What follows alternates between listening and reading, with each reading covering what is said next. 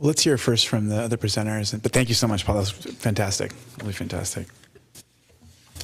And is there a place where some of the participants can see some of this data? Yeah, so We'll put it on our websites. Definitely put it on the websites. Both of them are available online right now, so they definitely can put it on the website. Can you just let people, because a lot of folks are also watching online, what's the website that it's currently available on? Well, this presentation in part is available on the Berkeley IGS website right now, and I can make sure that a link is available to it. And this document is available. It's a Tableau data set. It's on one of their servers, and maybe the committee can put a link to it on their website. Perfect. All right. So the UC Berkeley Institute of Government Studies. Thank you. Thank you so much, Professor. Thank you. So I am a professor at Loyola. I am the vice president of the LA Ethics Commission, and I represent no one but myself. And I think my goal for the hearing will be to use more expletives than Kathy Fung did. So please spare us. But if I have to talk about voter turnout, we'll do that. So I'm going to briefly talk about three issues, kind of the what, and Paul laid that out better than I could. The why did so few of us vote? And then the kind of so what can we actually do about it? So first, as we all know, voter turnout is a two-part problem. I mean, first, it's not everyone is registering in the first place, and then those who even do bother to register, the vast majority of them are not showing up. So, we just heard 31% of people in November 2014 bothered to show up. That's hugely problematic. And it's problematic because, as we talked about, this isn't just a small subset of our population. This is a wildly skewed subset. So this is, we all know this by now at 1140. It's older, it's whiter, it's better educated, it's more affluent, and it's permanent vote by mail status. So this affects everything from who runs competitively to who gets elected to, frankly, even the most altruistic politician, I think, you're responsive to the people who allow you to keep your job. You're responsive to voters, and that's only natural. But the issues that are important to voters are different than the issues that are important to the entire electorate. I mean, there's a reason that we're spending a lot more time talking about pension reform than student loan debt, or spending more time talking about elder care than higher education, because people for whom student loan debt and higher education are daily struggles or daily issues for them simply aren't showing up. They're not making their voices heard. So why should we care? It's because we have this, I've written about this before, we have what I think is a voting class. We have a donor class, and we talked a little bit about money and politics in the last cycle. We have a donor class that in many ways determines who can run, what is proposed, what's passed, and then we have a voting class that decides for the rest of us who will be our representatives, which ballot measures will pass, and we cede an enormous amount of power to this voting class. So I think we covered the why is this severely skewed a problem. So second, the why. Why do we have this? And let's be really blunt, because in LA we just really don't care for a couple of reasons. One, we don't think our votes matter. And the truth is, in a lot of situations, a few votes won't change the outcome. Then even if you can convince us it's going to change the outcome, not all of us really care that it will affect the outcome.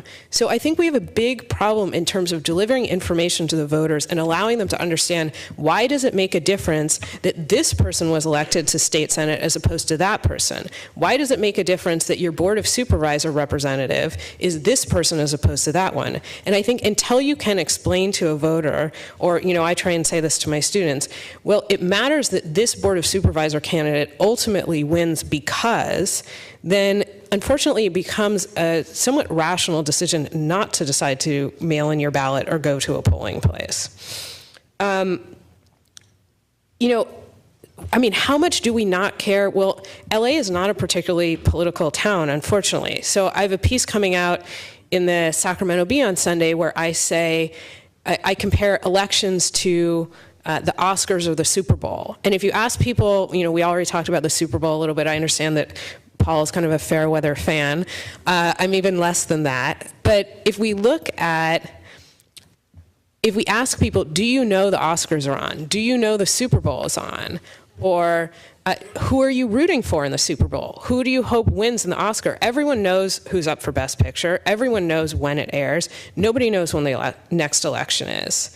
Nobody can really articulate to you, outside the people in this room and some others, why they're endorsing a particular candidate or not. So there's a huge dearth of information, and I think that we need to look at a lot more ways to try and deliver information to the voters. So why, I said LA isn't a particularly political town. We're so spread out. Why is this the case? Because our districts are huge, and we don't really interact with our politicians in a kind of hand-to-hand combat sort of way. So we are used to not meeting our politicians. It is abnormal for us to say, oh, I know all my city council members. I've actually gone to a board of supervisor meeting and I've met them. And so they feel very distant and disconnected from us. Now, what happens as a result of these huge districts? How are people to reach the voters? Well, you on the other side have actually run for office as opposed to me who's just talked about it. But you have to reach people somehow. And when districts are so spread out, you can't go door to door. So what's left? What's left is paid and unpaid media. But what's left in LA is that when you're paying for media, you're paying a lot because this is a very expensive media market, as I don't have to tell anyone who's run for office here.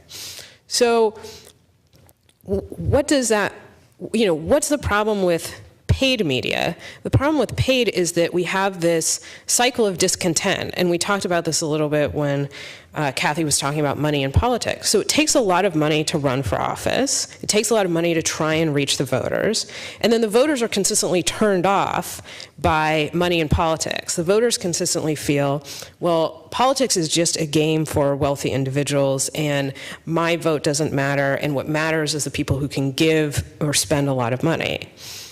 But we're in this terrible cycle because if you don't have money, you can't reach the voters.